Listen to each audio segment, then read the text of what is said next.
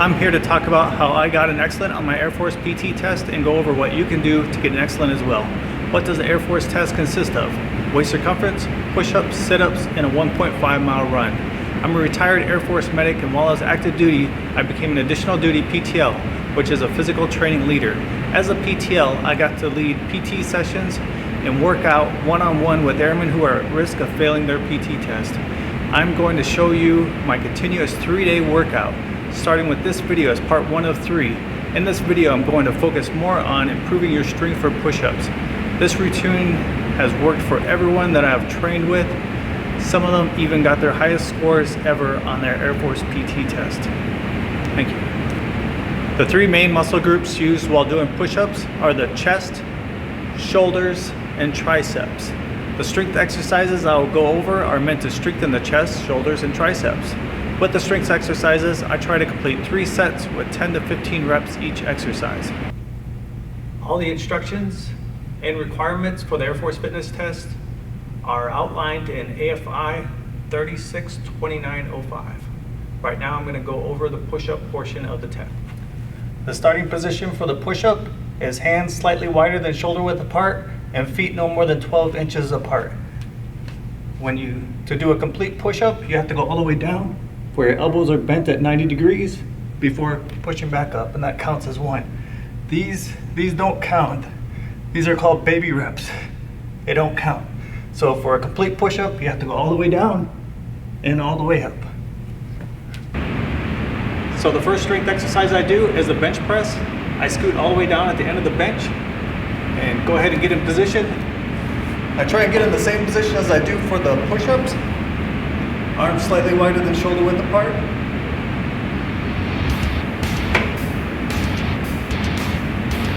And just like the push-up,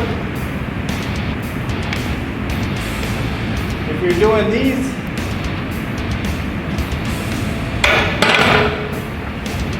they're called baby reps and they don't count. So with that, I'm part of the 225 brigade there. But let me lower the weight so you can see how it's done properly.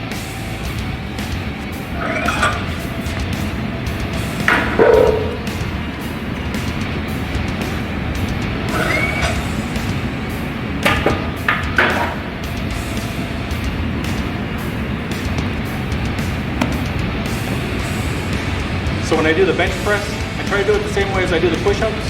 When I go down, I go all the way down and try and just barely touch my chest.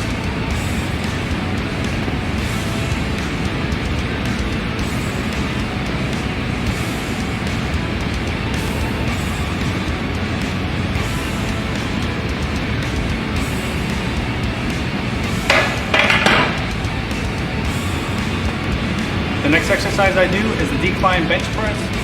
Make sure you get the feet set up properly before you get started.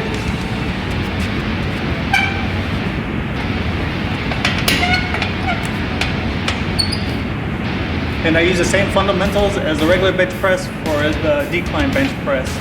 Bring the weight all the way down to your chest.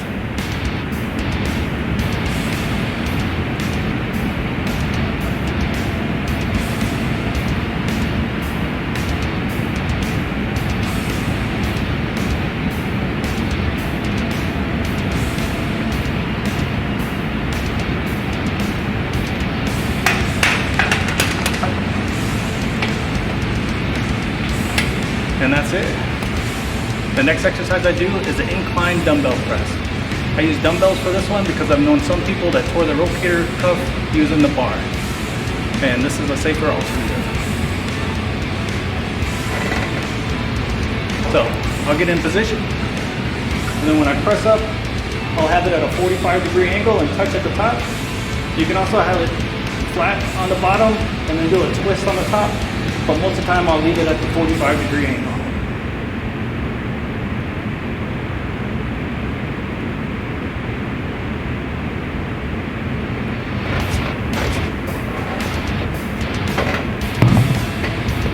And that's it.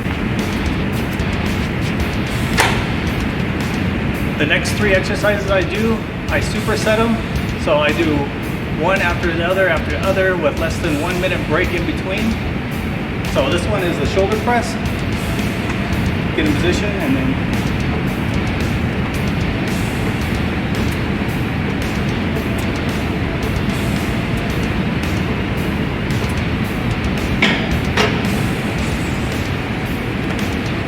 The second exercise in my superset is the chest fly.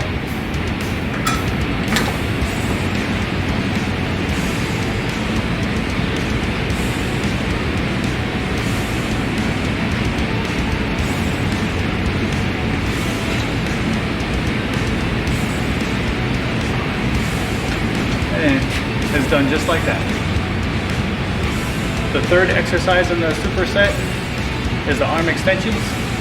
When you do these, you want to keep your triceps flat on the mat.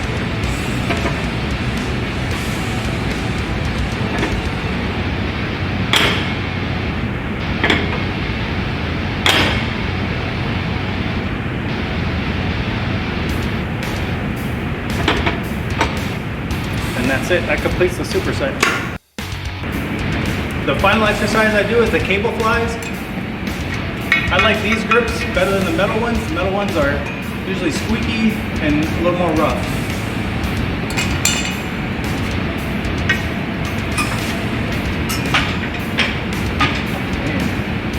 I try and make sure I keep myself equal in center and then go ahead and squeeze it in.